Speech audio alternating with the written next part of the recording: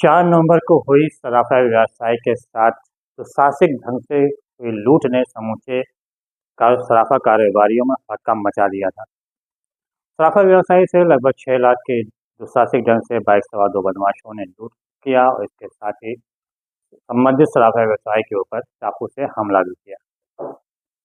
समूचा पुलिस प्रशासन हरकत में आया और हरकत में आने के पश्चात 24 घंटे के अंदर ही घटना का खुलासा कर दिया। जब घटना का खुलासा किया तो एक सनसनीखेज मामला सामने आया जिसने सभी को चौंका दिया। वो क्या मामला था, इस बारे हम आपको आगे जानकारी देंगे, आप बने रहिएगा।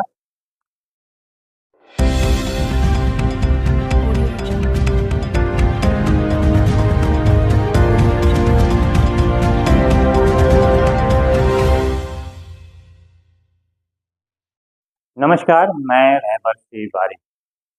अपने व्यूअर्स के लिए खुशखबरी दे दें कि प्रदेश, देश और दुनिया की खबरों के साथ अब हम जल्दी एक कार्यक्रम शुरू करने जा रहे हैं जिसका नाम है शहर शहर गांव गांव। इसकी शुरुआत हम करेंगे अम्बेडकर नगर जनपद से, जहां की जिम्मेदारी हमें दिया है जितेंद्र भार्गव को। शीघ्र ही वो अपना काम शुरू कर देंगे और आप तक शहर शहर गांव गांव की भी खबरें पहुंचना शुरू हो जाएंगी।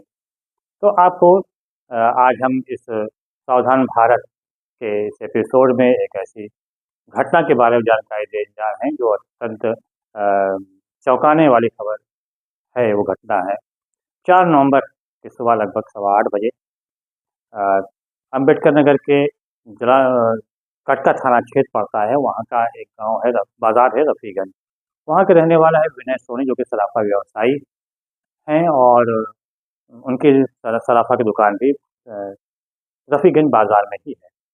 4 नवंबर की सुबह लगभग 8:15 बजे वो जलालपुर जा रहे थे। तो उसी दौरान जलालपुर थाना कोतवाली क्षेत्र का उर्दू बाजार पड़ता है, वहाँ पे पड़ती है सकरे पुलिया। वहाँ पे उनको रोक लिया जाता है। रोकने के पश्चात एक बाइक सवार 2 बदमाश हैं, वो उनको रोकते हैं और उन दोनों बदमाशों ने अपने चेहरे को छुपा रखा होता है, गमछे से छुपा रखा होता है। आरोप भी है कि दोनों बदमाशों ने उनके ऊपर चाकू से हमला कर दिया। वो चाकू से चोट लगी, इनको जख्म हुआ बाजू में, जांघ में और पेट के पास। उसके बाद इनके पास से 2.5 लाख रुपए कैश और लगभग 45 ग्राम सोना वो उन्होंने लूट लिया और लूट कर वहाँ से भाग गए। घटना के बाद विनय सोनी ने जानकारी दिया परिजनों को और पुलिस प्रशासन को। इससे न सिर्फ पुलिस प्रशासन बल्कि जो कारोबारी हैं, व्यापार मंडल है, उसमें भी हड़कंप मच गया। पुलिसकर्मी मौके पहुंच गए, यहाँ तक कि एएसपी पूर्वी श्यामदेव भी घटनास्थल पहुंचे। वहाँ पे उन्होंने जानकारी हासिल किया, घटनास्थल का जायजा भी लिया।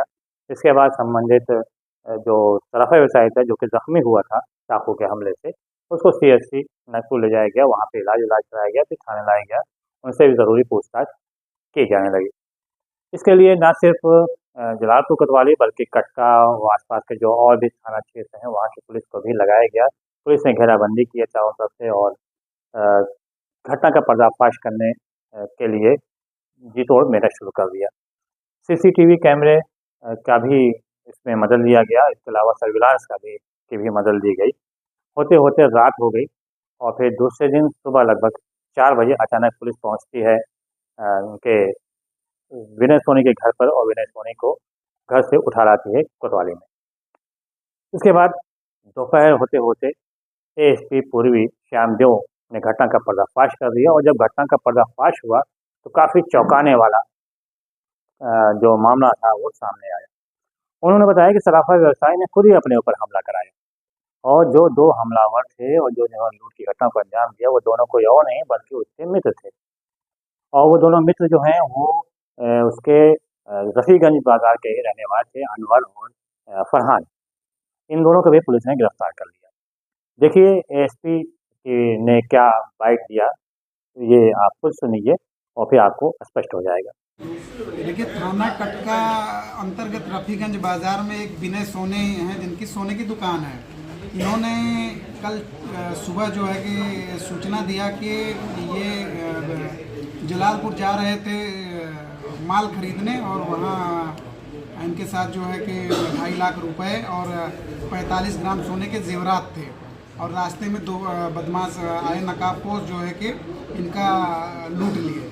इस सूचना पर तत्काल टीम हमारी एक्टिव हुई जलालपुर की टीम एक्टिव हुई, हमारी स्वाट, सर्विलांस और अन्य अगल बगल के थानों की भी हमने टीम लगाई। और हमारे सीओ सिटी और सीओ जलालपुर के नेतृत्व में टीमें काम करने लगी। तो पूरी जो घटना निकल के आई, घटना झूठी निकल के आई। पूरी इन्वेस्टिगेशन के दौरान हमें चीज़ निकल के आई कि विनय सोनी जो है कि इन्हें जो पैसा जमा करना था लगभग 3 लाख रुपया, विशाल सोनी एक व्यवसायी हैं जलालपुर में, उनको देना था, लेकिन ये पैसा भी देना नहीं चाह रहे थे। इनको कुछ ज़रूरत थी, ये पैसा जो है कि इनके पास था नहीं। इन्होंने ये झूठी कहानी अपने 2 दोस्तों के साथ मिलकर रची, जिसमें एक अनवर और एक फरहान थे, जो रफ़ीगंज के रहने वाले ही थे। इनके साथ मिलकर कहानी रची थी और उसके बाद हमारे सीसीटीवी फुटेज, सर्विलांस, अन्य पूरे इन्वेस्टिगेशन से ये जो फर्जी कहानी इन्होंने गढ़ी थी उसका जो एक पर्दाफाश हुआ। हिरासत में लेकर पूछताछ भी की गई तो सारी कहानी सामने आ गई। और घटना में जो इन्होंने बाइक प्रयुक्त की थी वो बाइक भी बरामद की गई। बैग जो खाली बैग था जिसमें पैसा रखने की बात कही गई थी वो बैग भी बरामद हुआ। इन्होंने चाकू से अपने शरीर पर चोट के निशान बनाए थे खुद से ही, वो चाकू भी बरामद हुआ। चाकू इन्होंने जहाँ से ख़रीदा था उस व्यापारी का भी बयान लिया गया है। तो सारी चीज़ ये क्लियर हुई। इनके खिलाफ कार्रवाई क्या हुई? अब इनके खिलाफ भी मुकदमा पंजीकृत करके इनके खिलाफ भी वैधानिक कार्रवाई की जा रही, झूठी सूचना देने के संबंध में और इस तरह से फर्जी कहानी बनाने के संबंध में मुकदमा पंजीकृत जलालपुर थाने पर होगा। आपने सुन ही लिया होगा कि किस प्रकार से इन्होंने अपनी घटना को अंजाम दिया, खुद ही अपने ऊपर हमला कराया, खुद ही लूट की घटना को अंजाम दिलवाया। उसके पीछे कारण क्या था? कारण सिर्फ इतना था कि वो जलालपुर कोई विशाल सोनी है, उनको पैसा वहाँ सामान खरीदता था, लेन देन करता था, उसको लगभग 3 लाख रुपए देने थे जो इसके पास नहीं थे विनय के पास, और वो पैसा देना भी नहीं चाहता था।